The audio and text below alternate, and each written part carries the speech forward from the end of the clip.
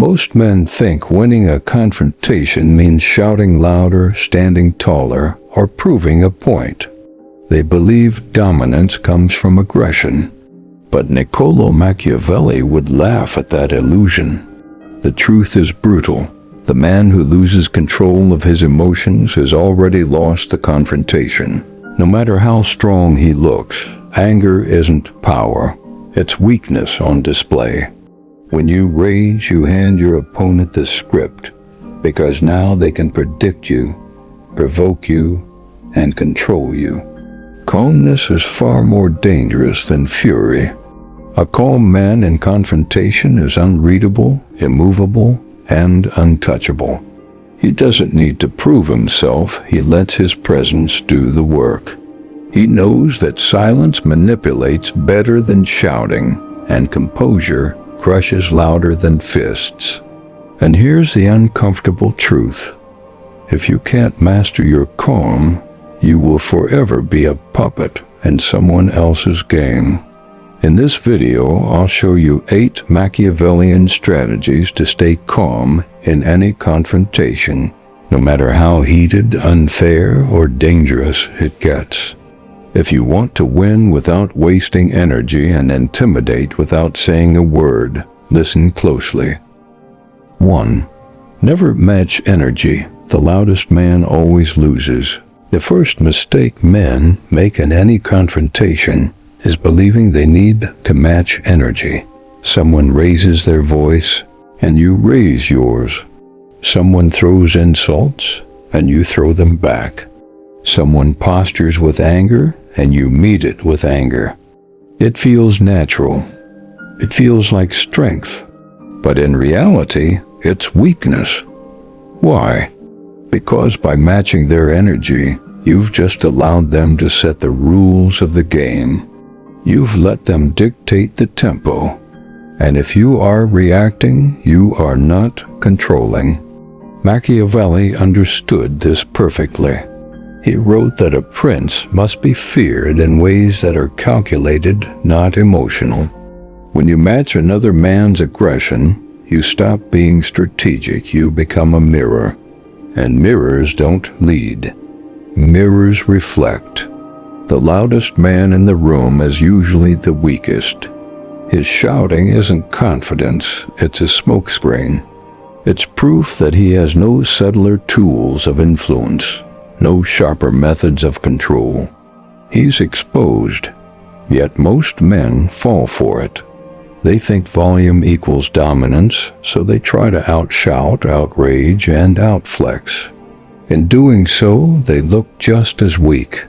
A calm man, on the other hand, immediately shifts the power dynamic. Imagine 2 men arguing. One is screaming, red-faced, veins bulging. The other is silent, eyes steady, posture relaxed. Which one looks like he's in control? Which one do bystanders instinctively trust? Which one appears more dangerous? Control is presence, not noise. Your calmness becomes unsettling. It creates tension because your opponent expects escalation, but doesn't get it. He's left swinging in the air, performing aggression for no payoff. And the more he escalates while you remain unmoved, the more foolish he appears. Here's the irony. When you remain calm, the angry man often burns himself out. His rage eats his own energy while you conserve yours. You win the long game by refusing to spend fuel unnecessarily. Like a general who doesn't engage in every battle, you save your strength for the decisive strike, if one is needed at all. Let me make this clear. Never match another man's energy. Lowering yourself to his emotional level is a loss, even if you win the argument. Because the true victory in confrontation isn't in scoring points, it's in controlling the frame. Whoever controls the frame controls the outcome. Calmness is frame control. It tells your opponent, I don't need to raise my voice. You are already beneath me, and that message lands harder than any insult. But staying calm doesn't mean staying passive. You don't roll over, you don't cower, and you don't tolerate disrespect. Calmness is not weakness, it's control. Your voice, when you finally use it, carries weight precisely because it isn't wasted. When the calm man finally speaks, people listen. The loud man reveals himself too quickly. His hand is open, his intentions clear. The calm man keeps his cards close. He's unreadable, he's mysterious, and mystery is power. Think of confrontation like fire. If someone throws fire at you and you throw it back, both of you burn. But if he throws fire and you stand still in the storm untouched, people wonder what kind of man doesn't burn. They begin to respect and even fear your composure. This is why Machiavelli would argue that calmness isn't just a tactic, it's a weapon. Anger is predictable. Calmness is unpredictable. And the unpredictable man wins because no one knows how to counter him. So next time someone comes at you, resist the instinct to match energy. Matching means surrendering. Matching means letting them lead. Instead, let them rage while you remain still.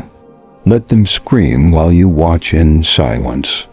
Let them sweat, reveal, and exhaust themselves. And when you finally decide to move, you'll do so with precision, not panic. Because the calm man doesn't waste time fighting every battle, he chooses when and how to strike.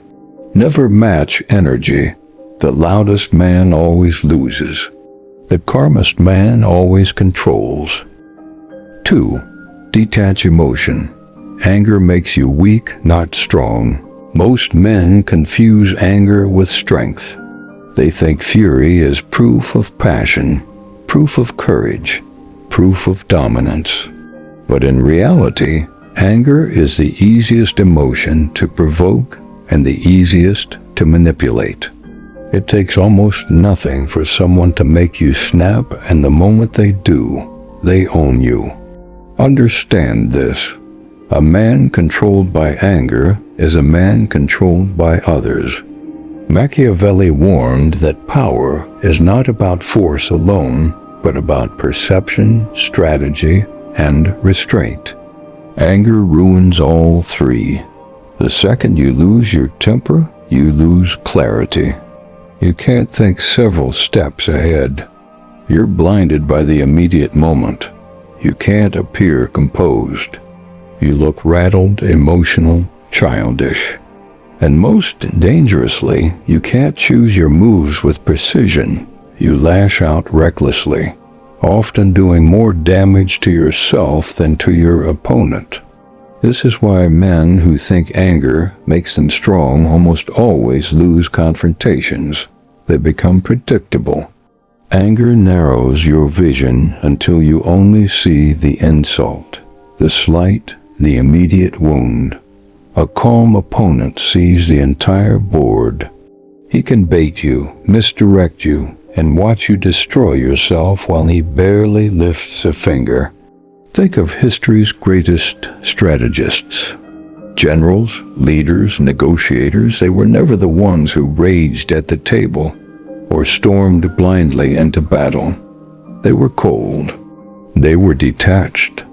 They understood that emotions cloud judgment, and judgment is the real battlefield. Here's the harsh truth. Anger is not proof of strength. It's proof of insecurity. It's a flare signaling that you've lost your composure and someone else has your strings. If a man can make you angry, he can make you move. And if he can make you move, he can control you. The real strength is emotional detachment, the ability to see an insult without needing to react, to face aggression without matching it, to hear provocation and still think 3 moves ahead. Detachment doesn't mean apathy.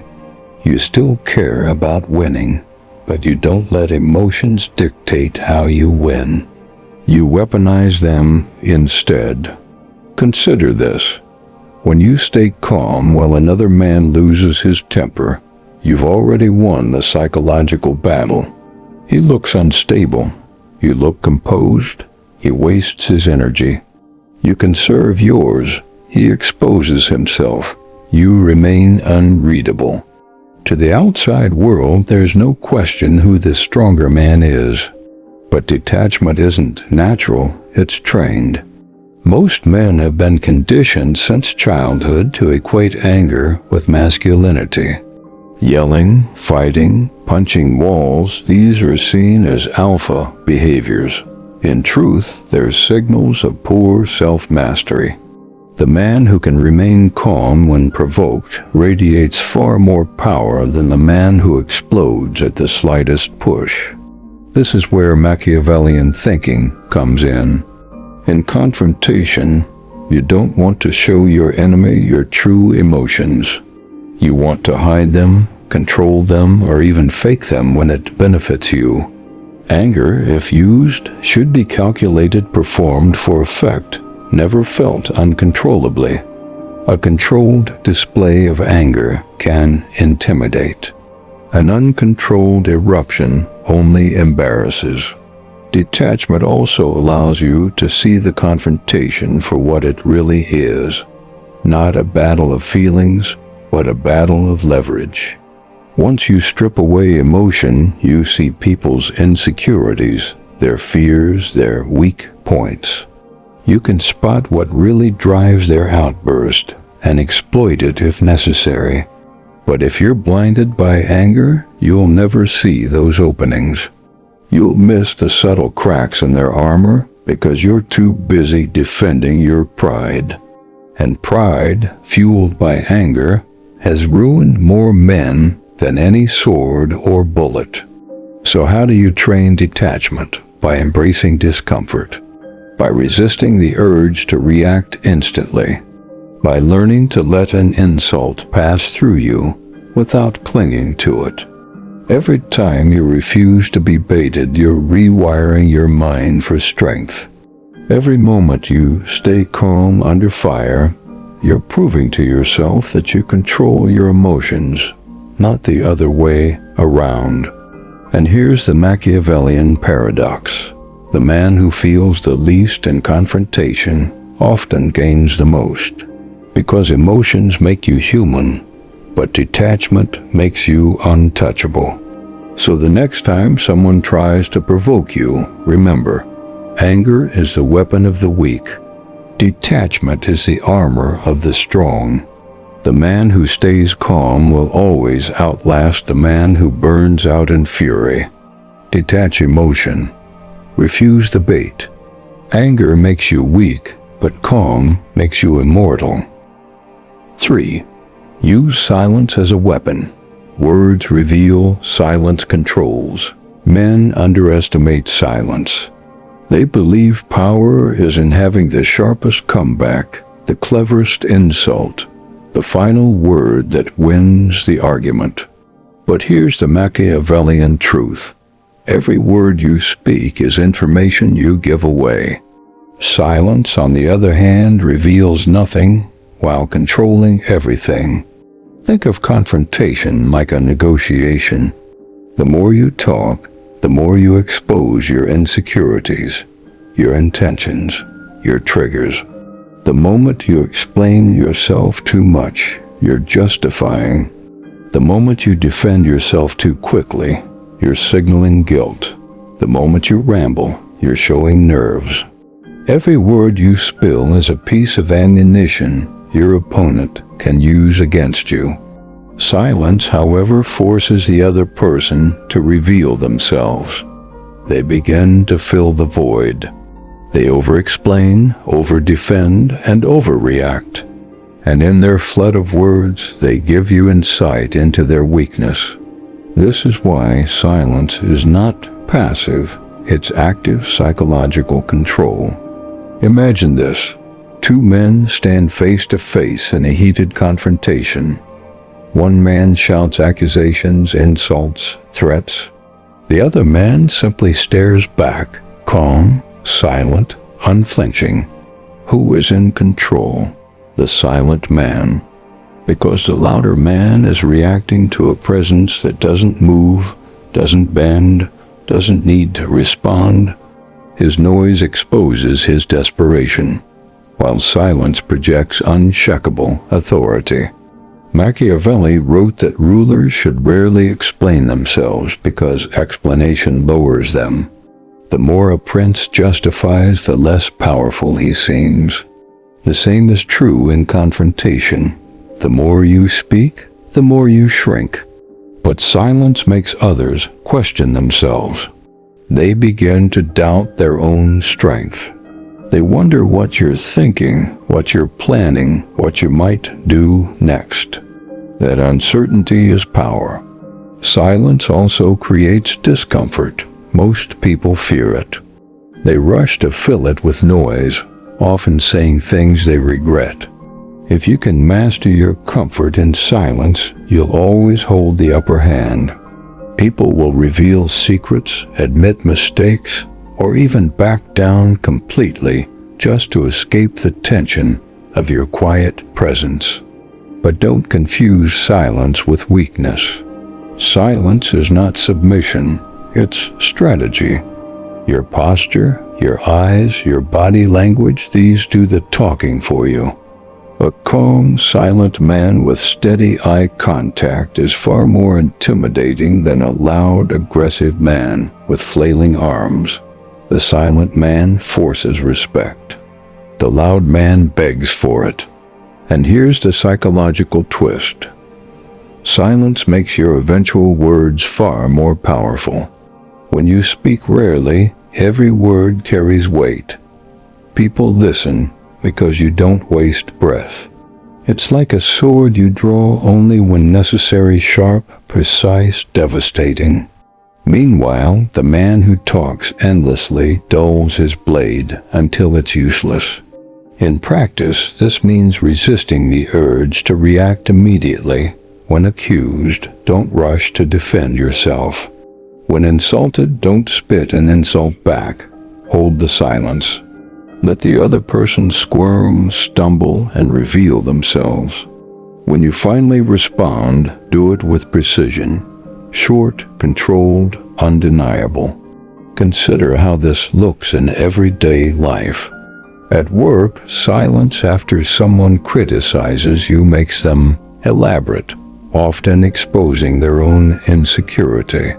In relationships, silence after manipulation attempts forces the other person to confront themselves. In arguments, silence makes your opponent work harder, burn energy, and lose composure while you conserve yours. Silence is also a shield. In moments of danger, words can escalate conflict. Silence can de-escalate it without making you look weak. By refusing to play the verbal game, you deny your opponent the arena they want. You stand outside it, untouchable. The greatest power of silence is mystery. And mystery is Machiavelli's favorite weapon. A man who cannot be read cannot be controlled. A man who cannot be predicted cannot be defeated. Silence keeps your enemies guessing, and people always fear what they cannot understand. So remember this. In any confrontation, every unnecessary word is a crack in your armor. Speak only when it serves you. Let silence do the heavy lifting. Let others drown in their own noise while you remain calm, steady, unreadable. Words reveal. Silence controls. And the man who controls the conversation without speaking is the man who always wins. 4. Read their insecurities. Every outburst has a weak point. Every confrontation is not really about the words being spoken. It's about insecurities being exposed. And the sooner you understand this, the sooner you realize every outburst is a confession. When a man shouts, insults, or tries to dominate, he's not displaying his strength, he's revealing his weakness. Anger, exaggeration, and hostility are usually masks covering deep fears. Your job in a confrontation isn't to get lost in the noise, it's to read the weakness behind it. Machiavelli believed that people are driven more by fear and insecurity than by reason. He argued that if you want to understand someone, watch what they fear, not what they say. In confrontation, this principle is gold, because every time someone loses their composure, they're showing you the exact buttons you can press, the exact wounds they're hiding, the exact places they are vulnerable. Think of it this way: if a man constantly brags about his wealth, he's insecure about being poor. If he boasts about his toughness, he fears being seen as weak. If he lashes out when someone questions his intelligence, that's the wound he's terrified others will discover. Outbursts are smoke signals of insecurity. This is where calmness gives you the edge. While they explode emotionally, you observe. You don't react to the insult, you dissect it. You ask, why this insult? Why this reaction? Why this level of rage? Behind every word is a story, and behind every story is a fear. Once you identify the fear, you gain leverage. You don't even have to use it directly. Simply knowing it allows you to hold power, because in every interaction moving forward, you can predict what will unsettle them. You know where their mask cracks. You know what drives them, and that knowledge is far more dangerous than any shouted insult. Let's make this practical. Suppose in an argument, someone keeps insisting, "I'm not stupid. Don't call me stupid." Even if no one called them stupid, their obsession with that word tells you everything you found their pressure point. Another man might explode when you interrupt him. That tells you his insecurity lies in being ignored or dismissed. Another might constantly remind you of his achievements. That reveals he's terrified you don't respect him. You don't always need to exploit these insecurities. In fact, sometimes the wisest move is to store them away, like weapons you keep in reserve. Knowledge of weakness is power, whether you choose to use it now or later. But here's the Machiavellian twist. You can also use insecurities to de-escalate, not just dominate. By subtly calming the fear behind the outburst, you can bring someone under control. If their rage is fueled by feeling disrespected, you don't need to out-yell them. You simply need to make them feel acknowledged. Not because you care, but because you understand that soothing their insecurity neutralizes their fire. Reading insecurities is the skill of listening beyond words. Most men only hear the surface, the insult, the tone, the volume. The strategist hears what's underneath, the fear of irrelevance, the anxiety of weakness, the desperation for approval. Once you master this, you stop being triggered by noise, you start seeing patterns. And this is where true calmness is born. Because when you realize that every outburst is a weak man confessing his fear, you no longer take confrontation personally. You no longer feel the need to win with volume. Instead, you observe, analyze, and control. Machiavelli would put it bluntly, men are not complicated. Their actions are guided by their insecurities. If you want to win, don't fight their words, study their fears. So the next time someone explodes in your face, don't meet fire with fire. Stand back, stay calm, and read. Ask yourself, what are they protecting? What are they terrified of being exposed? What insecurity is screaming louder than their voice?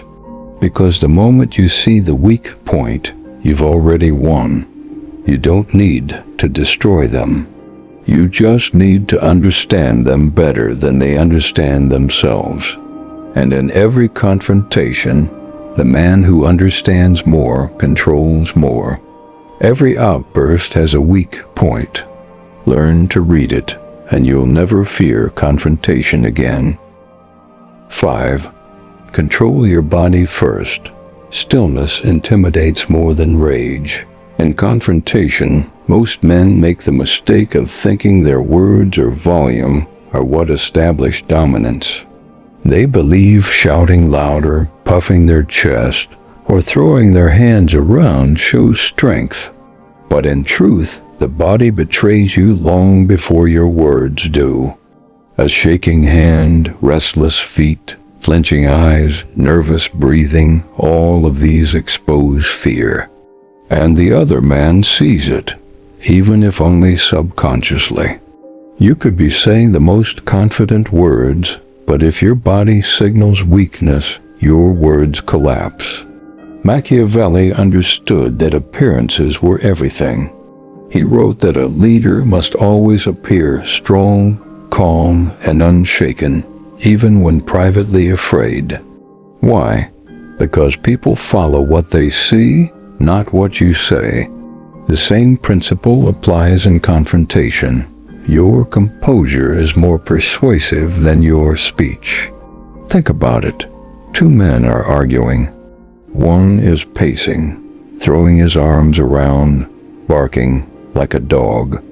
The other stands still back, straight, shoulders relaxed, eyes steady, breathing slow. Who looks like the real authority? It's not the one making noise, it's the one whose body doesn't flinch. Because stillness communicates certainty. It communicates that you don't feel threatened, that you don't need to move, that you can absorb chaos without breaking. This is the psychology of intimidation. Animals know it instinctively. The predator that locks eyes and holds still terrifies prey more than one that thrashes around. Humans are no different. We are wired to read body language. And stillness, especially in heated moments, reads as power. But control goes deeper than intimidation. It also protects you. When you control your body, you control your nervous system. Slow breathing prevents your heart rate from skyrocketing. Relaxed posture stops adrenaline from hijacking your mind. In other words, control of the body is control of the mind. This is why soldiers, martial artists, and negotiators train to regulate their body under stress. They know that whoever can remain physically calm under fire can think clearly, make sharper decisions, and project authority. The man whose body panics loses his judgment. The man whose body stays still can see the whole battlefield. Let's get practical. In your next confrontation, pay attention to these 3 areas. 1. Your eyes. Hold eye contact, but don't glare. A steady, relaxed gaze projects calm control. Blinking rapidly, darting away, or staring too intensely reveals nerves or insecurity. 2. Your breathing. Control your breath. Inhale slowly, exhale slower. If you breathe like you're sprinting, your body will convince your mind you're in danger. Slow breathing tricks your mind into calm, even under fire. 3. Your hands. Keep them relaxed and still. Don't fidget, point aggressively, or cross your arms defensively. Hands betray nerves more than any other part of the body. A calm man keeps them steady or loosely at his side. Do this and suddenly you project something most men lack: presence. The kind of presence that unsettles others because they can't get a reaction out of you. Remember, stillness doesn't mean passivity. You're not freezing, you're asserting control by refusing to be dragged into chaos. Stillness is deliberate. It's a signal. I am unshaken. I am not on your level. I don't need to flail to feel powerful. And here's the Machiavellian advantage. When your body is calm, your opponent's body will often betray them instead. They'll sweat, fidget, pace, or lash out, and the contrast becomes obvious to everyone present. You don't even need to argue. Your stillness exposes their weakness more effectively than any insult ever could. In fact, stillness can end confrontations before they begin. Many aggressors feed off reaction. They want you to flinch, to panic, to match their chaos. When you refuse to give it, when your body remains unshaken, they often collapse on their own. They burn themselves out while you conserve energy. Machiavelli might phrase it like this: it is not the man who moves the most who controls the room. It is the man who makes others move around him. So train yourself to control your body. Slow your breath, steady your gaze, relax your shoulders. Be the man who doesn't flinch when others shout. The man who looks like a mountain in the middle of a storm. Because in confrontation, rage looks desperate. Stillness looks powerful. And power, real power, doesn't need to thrash it, only needs to stand. 6. Don't seek fairness. Confrontations are power games, not justice courts. One of the biggest mistakes men make in confrontation is expecting fairness. They believe arguments should be judged like a courtroom. Both sides present evidence. The truth is revealed and justice prevails. But the world is not a courtroom, and confrontation is not about truth. It's about power. Machiavelli warned that men who rely on fairness are often destroyed by those who rely on advantage. In real conflict, it doesn't matter who is right. What matters is who walks away in control. Think about the last time you argued with someone. Did facts win? Or did confidence, dominance, and perception decide the outcome? Most of the time, it's not logic that convinces people. It's the appearance of strength. You can have the most reasonable point in the world, but if you deliver it nervously, or if the other person simply refuses to acknowledge it, you lose. Here's the harsh truth. Confrontation is never neutral. People don't step into conflict seeking truth. They step in seeking to win. And if you play by fair rules when your opponent plays by power rules, you're already defeated. This doesn't mean you abandon honesty. It means you abandon the illusion that honesty will save you. Fairness is not the weapon of the strong. It's the shield of the naive. And shields don't stop men who fight with swords. The man who expects fairness gets blindsided. He gets shocked when someone lies to gain advantage. He gets outraged when someone manipulates the situation. He gets emotional when others twist the narrative. Why? Because he still believes the fight is about truth. It's not. It's about control. The man who accepts this reality, however, stays calm. He doesn't waste energy crying out for justice. He understands that the game isn't who's right, but who commands. So instead of whining about unfair tactics, he studies them. He learns how people twist, distract, and deceive so that he can defend against it or use it himself when necessary. And here's the irony. The man who lets go of fairness often becomes the most fair. Why? Because he's no longer naive. He can choose to play clean when it benefits him, but he's never blindsided when others don't. He knows both games. Consider politics, business, even relationships. The man who expects fairness is perpetually disappointed. He's outraged when a competitor cheats, when a colleague backstabs, when a partner manipulates. What the Machiavellian man? He's never surprised. He expects it. He plans for it. And that expectation keeps him calm. In confrontation, this perspective changes everything. Imagine two men in conflict. One keeps yelling, "That's not fair. You're twisting my words." He looks weak, pleading, desperate for rules to be respected. The other man doesn't complain. He watches, adapts, counters. He looks strong because strength doesn't beg for fairness, it creates outcomes. So how do you apply this? Stop appealing to fairness. Don't waste time arguing that the situation is unjust. That only signals weakness. Instead, act in a way that tilts power back in your favor. Stop expecting truth to win. People don't care about truth, they care about perception. Learn to shape how things look, because perception beats logic in conflict. Stop reacting emotionally when rules are broken. Most confrontations are messy. Stay calm while others scream about fairness, and you'll stand out as the only man who can handle reality. This doesn't mean you should become cruel or deceptive for no reason. It means you should see the battlefield for what it is, not what you wish it was. Confrontations aren't justice courts. They're arenas of influence.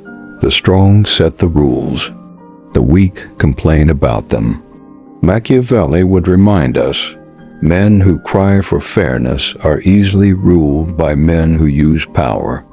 If you want control, stop expecting balance. Start seeing advantage. Because in the end, confrontation isn't about who deserved to win, it's about who did. And the man who understands this never leaves his fate in the hands of fairness. He takes control, and he wins by playing the real game.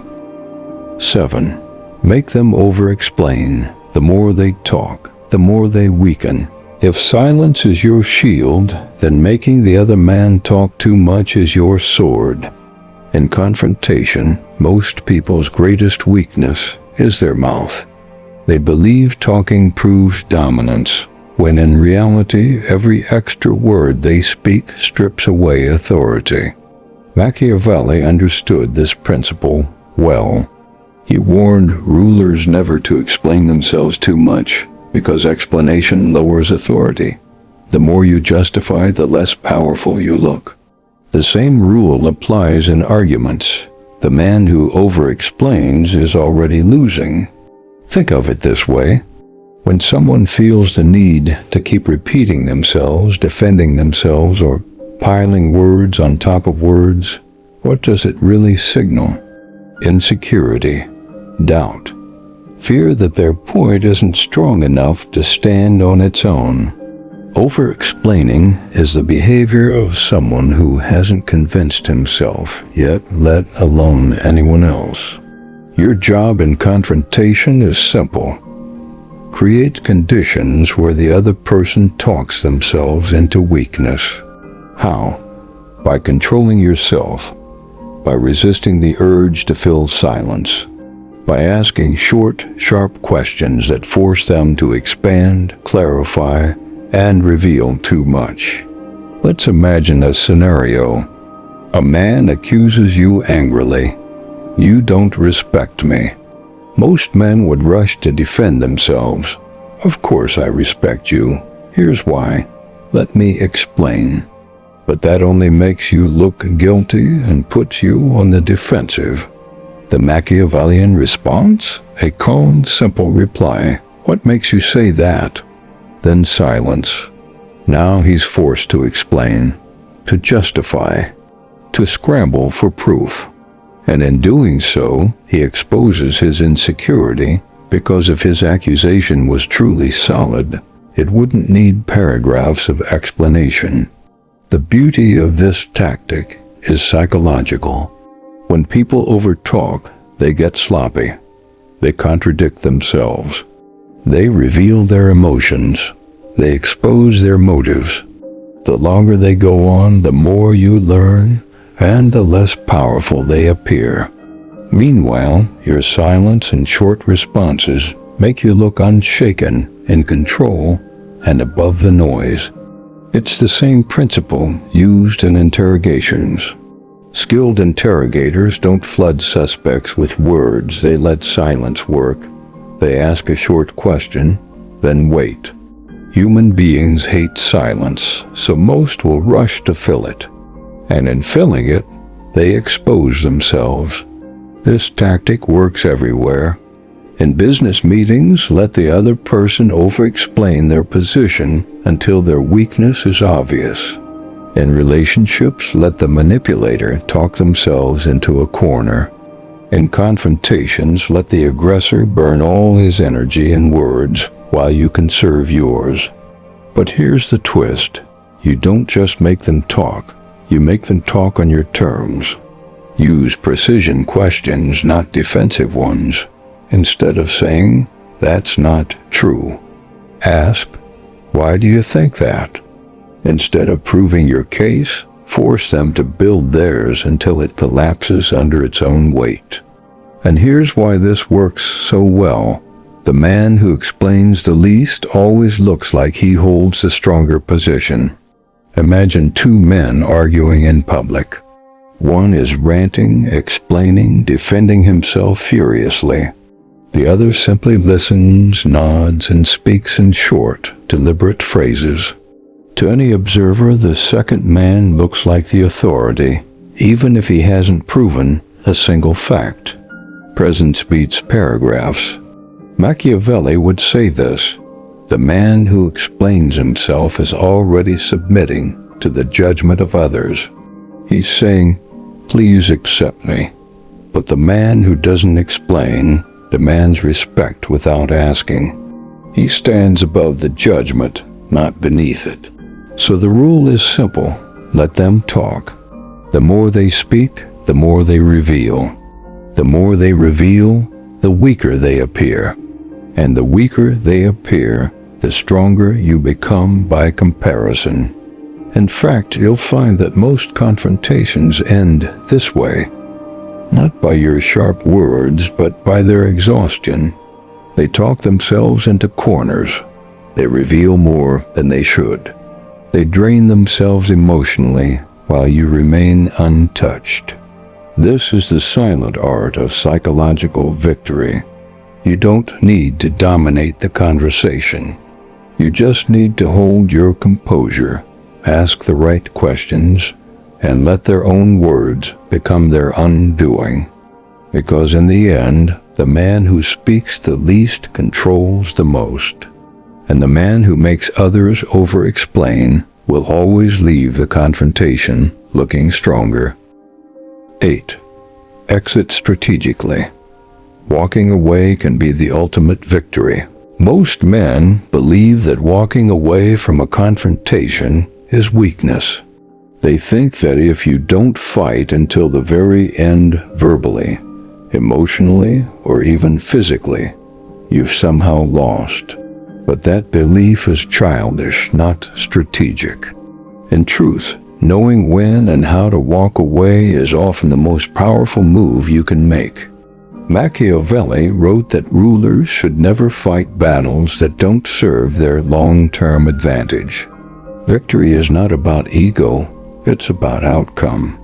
The same is true in personal confrontation. The point isn't to win the moment by shouting the last word. The point is to walk away with control of yourself and the situation. Let's strip this down. Confrontation is an energy game. Whoever burns out first loses. The loud man wastes his energy proving himself. The calm man conserves his energy. And the man who knows when to exit ensures he never wastes energy on a pointless fight. Walking away strategically is not retreat. It's choosing the battlefield. If the confrontation is emotional chaos, if nothing productive can be gained, or if staying only drags you down, then leaving on your terms is a display of strength. It signals that you are not trapped, not desperate, not obligated to lower yourself. Think about this. A man who storms out in anger looks weak because the situation pushed him out. A man who calmly chooses to leave looks powerful because he wasn't forced, he decided. The difference is in control. Rage exits are weakness. Strategic exits are dominance. And this is where psychology comes in. Walking away destabilizes the other person. They expect resistance. They expect you to match their chaos. When you refuse, when you calmly exit, you take away their arena. You deny them the reaction they're hungry for. They're left shouting at empty space, which only makes them look desperate while you look untouchable. But walking away doesn't just protect your energy, it preserves your image. In any confrontation, bystanders, whether colleagues, family, or strangers, are silently judging who holds true composure. The man who stays in the mud wrestling looks small. The man who knows when to walk out looks elevated above the noise. Here's the Machiavellian nuance. Walking away is not escape, it's redirection. You leave this fight to win the larger war.